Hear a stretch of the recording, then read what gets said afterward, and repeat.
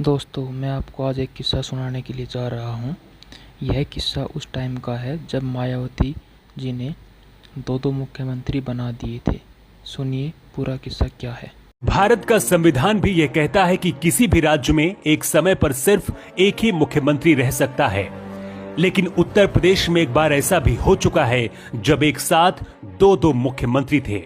दो मुख्यमंत्री बनाने के पीछे मायावती का पूरा दिमागी खेल था। खुद मुख्यमंत्री पद पर रहकर मलाई खाने के बाद एक ऐसा चक्रव्यूह मायावती ने रचा था जिसकी वजह से लखनऊ से लेकर दिल्ली तक, इलाहाबाद हाई कोर्ट से लेकर सुप्रीम कोर्ट तक मामला पहुंचने के बाद सुलझा था। तो चलिए आपको तफ्तीश से बताते हैं कि उस वक्त आखिर हुआ क्या था। यह साल था 1998 और फरवरी का महीना था।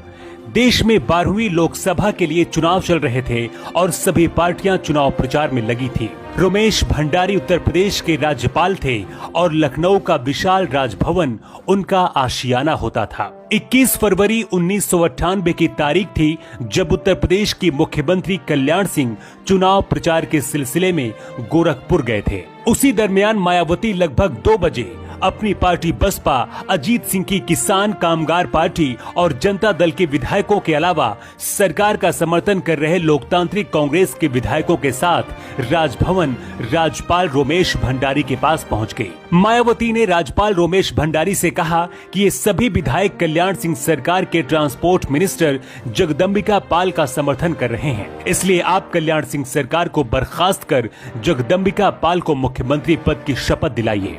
राज्यपाल ने 21 फरवरी की रात ही करीब 10 बजे कल्याण सिंह सरकार को बर्खास्त कर दिया।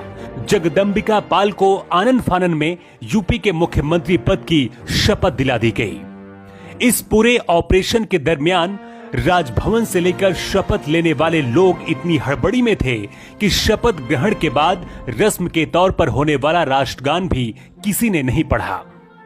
22 फरवरी 1998 को लखनऊ समेत यूपी के कई संसदीय क्षेत्रों में वोटिंग हो रही थी।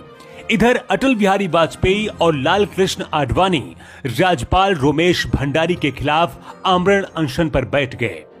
बताया जा रहा है कि राज्यपाल रोमेश भंडारी के इस फैसले से तत्कालीन राष्ट्रपति के.आर. नारायण भी खुश नहीं थे।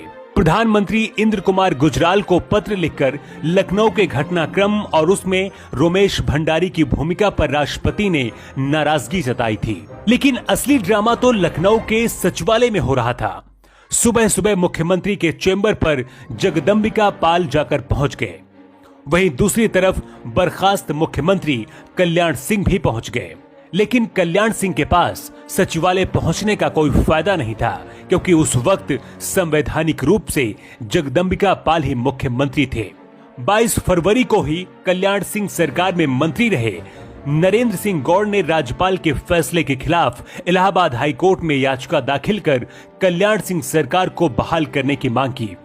याचिका पर सुनवाई करते हुए 23 फरवरी को इलाहाबाद हाई कोर्ट ने जगदम्बिका पाल की सरकार को अवैध करार दे दिया और कल्याण सिंह सरकार को बहाल करने का आदेश दिया। हाई कोर्ट के इस आदेश के बाद से बीजेपी में खुशी की लहर छा गई। अटल बिहारी वाजपेयी ने अपना अनशन समाप्त कर दिया, लेकिन हाई कोर्ट के फैसले के खिलाफ इस बार सुप्रीम कोर्ट जाने की बारी जगदम्बिका पाल कैंप की थी। नए मुख्यमंत्री जगदम्बिका पाल और मायावती कैंप की याचिका पर सुप्रीम कोर्ट में सुनवाई हुई, जिसके बाद सुप्रीम कोर्ट ने कंपोजिट फ्लोर टेस्ट का आदेश दिया। साथ ही सुप्रीम कोर्ट ने कहा कि यह प्रक्रिया पूरी होने तक जगदम्बिका प्रसाद और कल्याण सिंह दोनों को ही मुख्यमंत्री के तौर पर माना जाए और दोनों को एक जैसा सम्मान दिया जाए। कंपोजिट फ्लोर टेस्ट का मतलब यह होता है कि दोनों मुख्यमंत्री एक साथ विश्वास प्रस्ताव रखेंगे और उस पर एक साथ वोटिंग होगी। वोटिंग में जिसके साथ ज्यादा विधायक होंगे उसे वोटिंग का नतीजा घोषित होने के बाद मुख्यमंत्री मान लिया जाएगा। 26 मई की सुबह उत्तर प्रदेश विधानसभा में कंपोजिट फ्लोर टेस्ट की प्रक्रिया शुरू हुई।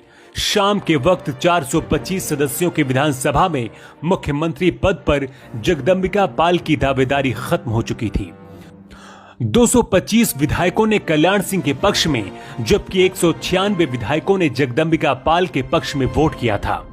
इस तरह से मायावती ने जो दिमाग लगाया, जो चक्रव्यूह रचा था, वो सुप्रीम कोर्ट की दखल के बाद फेल हो गया और कल्याण सिंह फिर से मुख्यमंत्री की कुर्सी पर बैठ गए। इस घटना के कुछ ही हफ्तों के बाद लोकसभा चुनाव का नतीजा आ गया। 16 मार्च 1998 को राष्ट्रपति KR नारायण ने भाजपा नेता अटल बिहारी वाजपेयी को सरकार बनाने का निमंत्रण दे दिया। इधर लखनऊ में राज्यपाल रोमेश भंडारी को यह लग गया था कि अब अटल बिहारी वाजपेयी अगर प्रधानमंत्री बनते हैं तो उनकी विदाई राज्यपाल के पद से तय है। इसलिए उन्होंने खुद ही राज्यपाल के पद से इस्तीफा दे दिया। यह पहली ऐसी घटना है जब भारत के किसी राज्य में एक वक्त में 2 मुख्यमंत्री एक ही पद पर तैनात थे। ऐसा कहा जाता है कि यह सिर्फ राज्यपाल रोमेश भंडारी के जल्दबाजी में लिए गए फैसले का ही परिणाम था। ये स्टोरी आपको कैसी लगी हमें कमेंट बॉक्स पर जरूर बताएं। इसके साथ ही अगर कोई दूसरी पॉलिटिकल स्टोरी आप सुनना चाहते हैं तो वो भी आप हमें बता सकते हैं। Bureau report, new times.